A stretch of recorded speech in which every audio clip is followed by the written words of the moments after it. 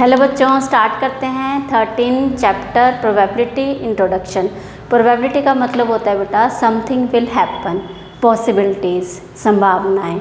तो एग्जाम्पल लेते हैं, जैसे क्लास 10th स्टूडेंट का मैथ का एग्ज़ाम हुआ, बच्चों ने आपस में बात की आपके कितने मार्क्स आएंगे, आपके कितने आएंगे। किसने बोला मेरे 85% आएंगे, किसने बोला मेरे 90% आ सकते हैं, किसने बोला मेरे 95 आने की संभावना है। ठीक है, तो ये क्या है, सारी पॉसिबिलिटीज़ हैं। ठीक है, हमारा क्लास 12th में जो मेन टॉपिक है वो है कंडीशनल प्रोबेबिलिटी। तो बेटा यहाँ पे हमारे पास एक एग्ज़ाम्पल है, उसी को लेके चलेंगे। हमारे पास 2 इवेंट जो हैं ऑकर हो रहे हैं एक सैम्पल स्पेस से। ठीक है, तो वो सैम्पल स्पेस है जब आपके पास 1 कॉइन जो है 3 टाइम टॉस होगा। ठीक है, एक कॉइन को अगर आप 3 टाइम टॉस करेंगे तो उसकी जो सैम्पल स्पेस है वो क्या बनेगी, तो उसके आउटकम, टोटल आउटकम जो आएंगे, उसके आउटकम्स वो आएंगे 2 की पावर 3, मतलब टोटल 8 आउटकम्स आएंगे। ठीक है, तो उसकी सैम्पल स्पेस हम बना लेते हैं, वो आ जाएगा H H H H। ठीक है, T T T T, फिर लिखेंगे आप 2 time H 2 time T 2 time H T, फिर लिखेंगे आप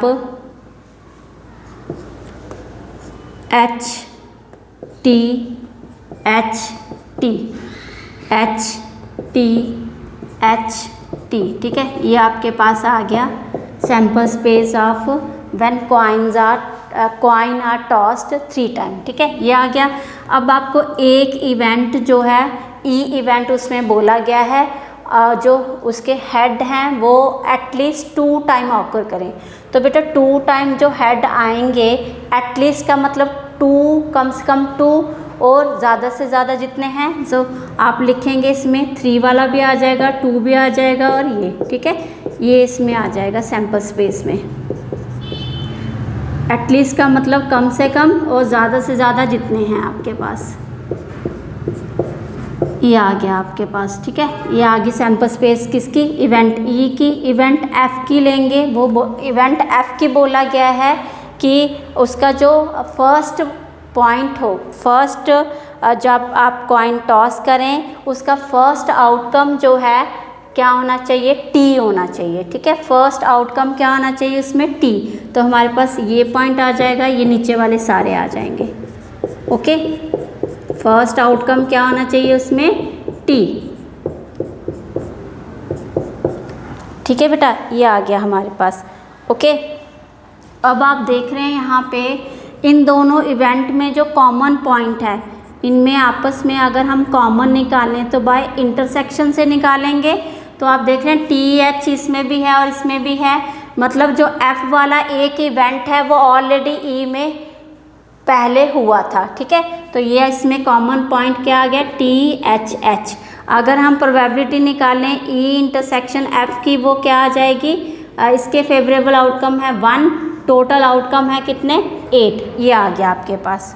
ओके, क्लियर है। अब इन्हीं को देखते हुए बेटा हमें बोला जाता है यहाँ पे कि हमारे पास this probability of event E, जो इवेंट ई है इसकी probability is called the conditional probability of E given that F has already occurred. ठीक है, मतलब हमें सैम्पल स्पेस में 2 इवेंट दिए थे, एक इवेंट हुआ उसके बाद दूसरा हुआ, बट दूसरे वाला जो इवेंट है उसमें जो पॉइंट आया वो ऑलरेडी किस में ऑकर्ड हुआ है, ई में। ठीक है, तो ई जो है आपके पास वो क्या बन जाएगी, उसकी एफ की कंडीशनल प्रोबेबिलिटी। ओके, तो इसके लिए हमारे पास फार्मूला आएगा PE/F is equal to number of elementary events, number of elementary events favorable to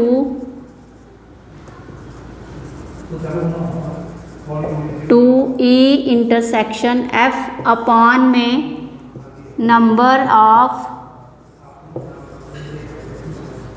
elementary events favorable to F। किसके साथ, f के साथ। ठीक है, तो इसको आगे आप लिख सकते हैं, हमारे पास इसके जो नंबर ऑफ एलिमेंट हैं E इंटरसेक्शन F के, ठीक है, अपॉन में बेटा यहाँ पे हमारे पास number of element of F। ठीक है, फिर आपने क्या किया, इसी को हमने डिवाइड किया किसके साथ, दोनों को same number of element of intersection of F divide किया आपने दोनों को, न्यूमरेटर एंड डिनोमिनेटर को, by the total number of elementary event of the sample space. ठीक है, तो सैंपल स्पेस हमारे पास ये आ गया, number of element of sample space. ठीक है, ये आ गया। तो इसी को हम क्या करेंगे, यहाँ पे आप देख रहे हैं ये बन जाएगा हमारे पास probability of event A intersection F upon में प्रोबेबिलिटी ऑफ F। क्लियर है ना, आपको मतलब आप प्रोबेबिलिटी आपको पता है ना, total number of favourable outcome upon में, sorry, number of favourable outcome upon में total number of outcome of the sample space. ठीक है, ये आ गया आपके पास, मतलब conditional probability of E is equal to probability of E intersection F upon probability of F। ठीक है, ये हमारे पास फॉर्मूला आ गया इसका। ओके, अब आपको कुछ प्रॉपर्टीज दी गई हैं, वो आप नोट करेंगे। चलिए,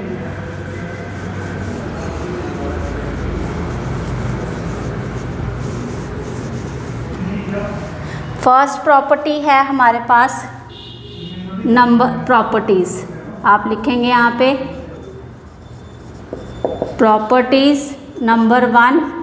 इसमें बेटा हमें बोला गया है हमारे पास F और E जो इवेंट हैं वो कहाँ पे हैं, सैंपल स्पेस में 2 इवेंट हो रहे हैं। ठीक है, तो हमारे पास PS/F is equal to PF/F is equal to 1।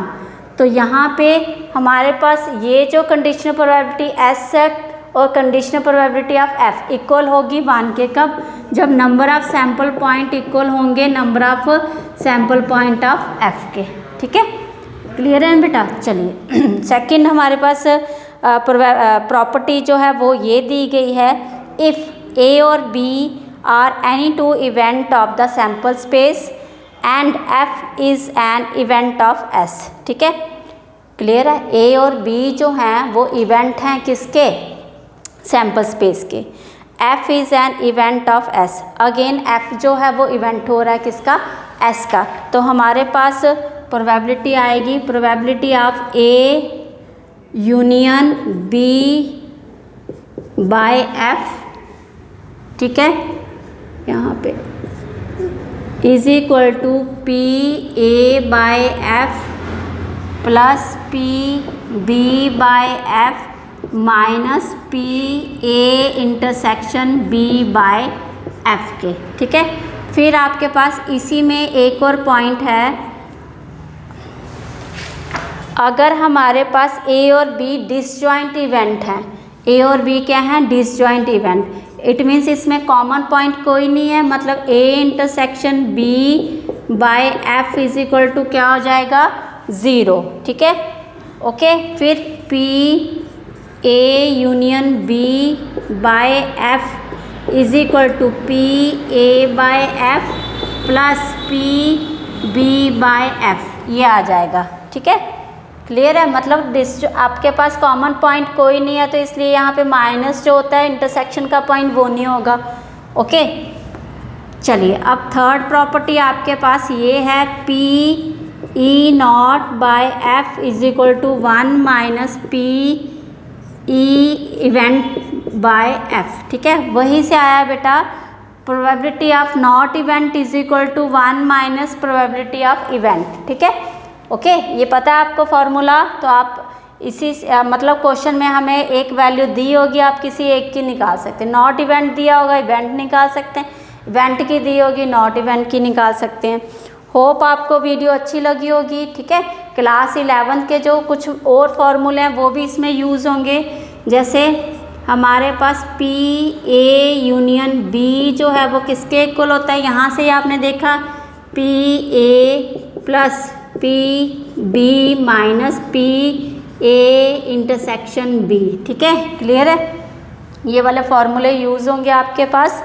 और आपको ये भी याद होना चाहिए, जो प्रोबेबिलिटी है वो हमेशा हमारे पास क्या होती है, 0 से बड़ी और 1 से छोटी। ठीक है, probability can not be negative और ग्रेटर देन 1।